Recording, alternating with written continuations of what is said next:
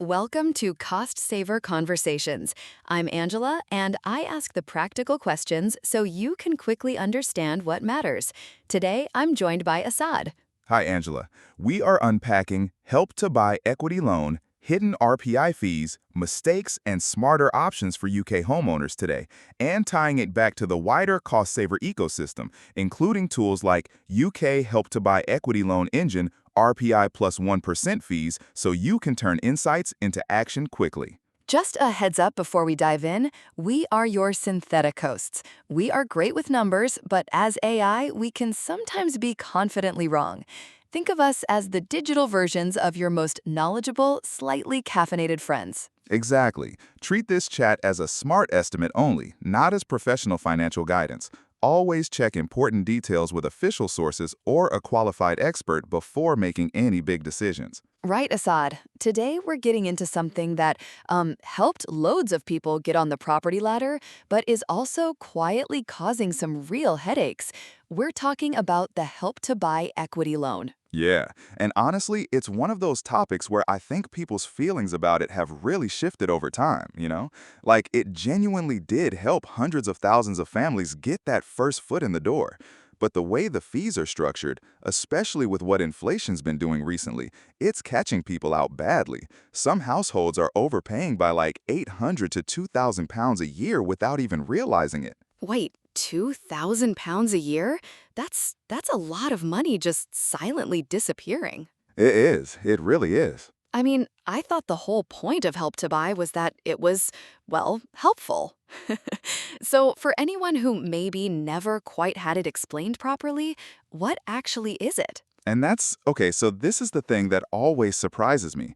A surprising number of homeowners never had the scheme properly explained to them. Like, at the point of purchase, it was all just, sign here, you're getting on the ladder, congratulations. But basically, it was a government-backed scheme that let first-time buyers in England purchase a new-build home with just a 5% deposit. The government lent you up to 20% of the property value. 40% in London, right? Yeah, 40% in London, exactly. And then you take out a mortgage for the rest. And the big selling point, the genius of the marketing, was that phrase, interest-free for 5 years. Oh, everyone heard that. That was the headline. It sounded like such a good deal. It did. And look, it's technically true, but it created this widespread belief that it was basically free money, or at least very cheap money. And it's not. It's a loan that grows in two quite dangerous ways at the same time. Dangerous. Okay, go on. So the first way is the equity link. You didn't borrow a fixed sum. You borrowed a percentage of your home's value. So if your home is worth more when you come to sell or repay, you owe more in actual cash terms, right? That bit people sort of get, even if they didn't think about it much at the time. So if my house goes up by, say, 30,000, the government's 20% share also goes up, even though I haven't touched that money? That's... Precisely. You're paying back a bigger number. And then the second way it grows, which is the bit almost nobody understood when they signed up, is the fee engine. And this is really important. This is not like your main mortgage. Treating it the same way is honestly the single most expensive mistake homeowners make. We're talking £5,000 or more over a 5-year window, easily. £5,000? Wow, okay. Yeah. So how does this fee engine actually work? Because interest-free for 5 years sounds great on paper, but there's clearly a catch. Right. So let me walk through it properly. For years 1 to 5, you pay a tiny management fee, about £1 a month, and nothing else on the equity loan. That's the interest-free bit. Fine.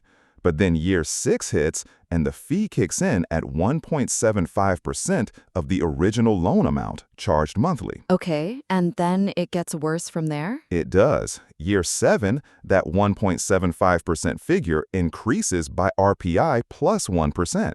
Year 8, last year's fee increases again by the new RPI plus 1%. And that formula it applies every single year after that, indefinitely, until you repay. Compounding. That's the scary word, isn't it? Because it's not a flat increase each year. It's building on the previous year's already increased amount. Exactly. And in a low inflation decade, honestly, it felt manageable. People weren't worried. But then you get the inflation spike of 2022, 2023, RPI hitting double digits, and suddenly these fees just, they jumped. Can you give us like a real example? Because I think numbers make this land properly. Yeah, sure. So take Sarah from Reading. She borrowed 60,000 pounds as her equity loan on a 300,000 flat in 2019. Year 6, her fee is 1.75% of 60,000, which is 1,050 quid a year, 87.50 a month. Okay, that's not nothing, but it's not catastrophic on its own. Right. But then year 7, with RPI at 5%, the fee rises to about 1,113 a year. Year 8, RPI at 4%, it's roughly 1169. And by year 8, she's paid over 3,300 pounds in fees without reducing her debt by a single pound. Meanwhile, her flat's gone up to 330,000, so the government's 20% stake is now worth 66,000, not the original 60. So she's paid all that money, and she actually owes more than she started with because the house value went up. That's just. Yeah, it's a lot. And I'm guessing that's not even the full picture. There are other costs hiding in there. Oh, there are. So there's what I call the remortgage trap. When your initial mortgage fix ends, you want to remortgage, obviously. But lenders treat the equity loan as debt. Some lenders won't remortgage properties with an outstanding Help to Buy loan at all. Others will, but with a really limited product range and higher rates. That can add 150 to 400 pounds a month to your main mortgage, completely separately from the equity loan fee. Oh, I hadn't thought about it like that. So you're potentially getting squeezed from both sides. Exactly. And then, sorry, there's more. To actually repay the equity loan, either partially or in full, you need an official RICS valuation. That's 300 to 600 quid, and it's only valid for 3 months. If the process drags, you pay again. Of course you do. Yeah, and you need a solicitor too. Can't do it without one. That's another 500 to 1,500, depending on complexity. Oh, and there's the new build premium thing, which sort of predates the equity loan, but really matters. New builds often sell at a premium of 10 to 15% over comparable secondhand homes, and that premium tends to fade in the first few years. So some homeowners find their home hasn't actually risen in real terms after 7 years, even as the equity loan balance keeps pace with the market value. So the growth they were banking on to make the numbers work might not even be there. That's actually really important. It is, and I think the way to think about those fees is every pound you pay in equity loan fees is a pound that doesn't reduce your debt. It's closer to renting a slice of your own home from the government than paying down a mortgage. Does that make sense? It does. It's a depressing way to put it, but it makes sense. So what are the biggest mistakes people actually make with this? Okay, so 3 keep coming up again and again. The first, and honestly probably the most common, is ignoring year 5. People treat it like this distant problem. Oh, I've got ages.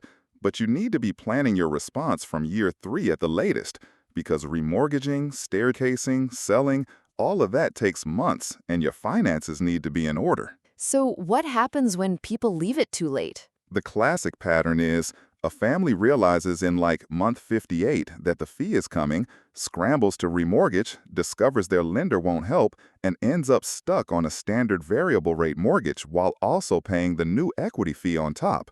That's the worst of both worlds, and it can cost 300 to 500 pounds a month extra compared with acting just a year earlier. That's wild. 300 to 500 a month just from procrastinating, essentially. Pretty much. The second mistake is partial staircasing at the wrong time. So you can repay 10 or 20% chunks of your equity loan. That's called staircasing. Sounds sensible. But if you do it when your home's just been valued at a peak, you lock in that higher price for the chunk you're buying back. Now, I'm not saying always wait. Nobody knows where the market goes. But you should think carefully about timing rather than just doing it on autopilot. Right. And the third one is assuming you can just sell to repay, which, yes, the scheme allows it, but if your home has fallen in value or selling costs eat into your equity, you might not have enough left for a deposit on your next place. Some people have genuinely been forced back into renting after selling a Help to Buy property. Oh, that's really sobering. Okay, so if someone's listening to this right now thinking, right, I need to actually do something, what are the smarter options? What's the hierarchy? Okay, so there's no single right answer, but there is usually a sort of ranking. The most favorable, if you can swing it, is to repay the whole thing before year 6. Savings, remortgage, whatever. That just wipes the fee out entirely and simplifies your life. Clean slate. Yeah. If that's not possible, then repaying in full at year 5 or 6 by remortgaging onto a bigger main mortgage, that works best if your home has risen in value and your income supports the higher borrowing. Third option is staircasing in a large chunk, the maximum you can afford to reduce that outstanding percentage before the compounding gets too far ahead of you. And if none of those work? Then you can just budget for the fee and accept it as a cost of ownership. But that's really only sensible if you're planning to sell within a couple of years anyway. And then selling the property is kind of the last resort if the numbers just don't work. Okay, and oh, actually, I wanted to ask about this. What about the dilemma of overpaying your main mortgage versus repaying the equity loan? Because if you've got, say, 20,000 in savings, how do you decide? Yeah, that comes up all the time. And honestly, it's simpler than people think. Compare your main mortgage rate with the current equity loan fee percentage. If your mortgage rate is higher, overpay the mortgage. If the equity loan fee is higher, which, look, becomes increasingly likely as it compounds year on year, then prioritize staircasing. And you need to redo that comparison? Every single year. Because the equity loan fee only goes one way, up. Fair enough. One thing, though, I imagine people shouldn't drain their savings to do this. No, absolutely not. Never staircase using money you might need in an emergency. Once it's paid into the equity loan, it's gone. You can't borrow it back cheaply. Keep at least 3 months' expenses in accessible savings first. That's non-negotiable as far as I'm concerned. Good. That's actually reassuring to hear because I think people might panic and throw everything at it. So, what are the practical steps someone can take, like this afternoon? Okay, so first thing, find your original equity loan documents. Confirm the exact anniversary date. Then log into the loan administrator's portal, currently that's Linvy, and download your latest statement. Right. Check the RPI figure published by the Office for National Statistics. Calculate what your fee will be this year and next using the compounding formula. Get an informal valuation from 2 or 3 local estate agents. That's free, you're just getting a sense of where you stand. So, literally, get a calculator out and run the numbers. Literally, yes. And then, and this is crucial, speak to a whole-of-market mortgage broker who specifically has experience with Help to Buy remortgages. Not all brokers do. The wrong broker can waste months and leave you stranded on your lender's SVR. And then, diarize a review date every 12 months, every single year, so you never drift into a surprise fee hike. I love that. Diarize it, put it in your phone, treat it like your MOT or something. Exactly. The fee gets recalculated each April based on the previous September's RPI figure. So if you ask Homes England for your official statement every year at the anniversary, you'll always know what's coming. No nasty direct debit surprises. Okay, so just to pull this together for everyone, the Help to Buy equity loan isn't a scam.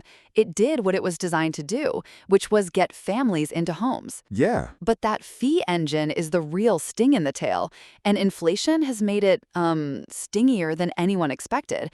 The key takeaway is be proactive.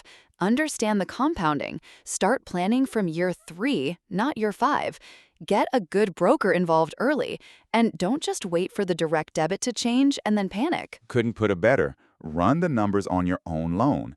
10 minutes with a calculator today could genuinely save you thousands over the next 5 years. It really is one of those things where the people who come out ahead are the ones who understood the formula early and made deliberate choices. The worst position is the passive. Brilliant. Thanks, Assad. Thanks, Angela. Quick side note. This guide connects with other cost saver blogs, especially Guide to Hidden Commuting Costs, MP Cost of Living Scorecard Guide, and README Guide to our blog and tools. Exactly. And reading those together helps you connect the dots across your household budget, not just this one topic in isolation. And if you want to apply this immediately, jump into tools like UK Help to Buy Equity Loan Engine, RPI plus 1% fees right after this episode. Primary sources used here include Own Your Home and Money Saving Expert, so you can verify the data yourself and stay evidence-led. That wraps this cost saver conversation with Angela and Assad. If this helped, share it with someone who could put these ideas to work this week. Your next step is simple. Try UK Help to Buy Equity Loan Engine, RPI plus 1 fees, then read Guide to Hidden Commuting Costs and use them together to take action today.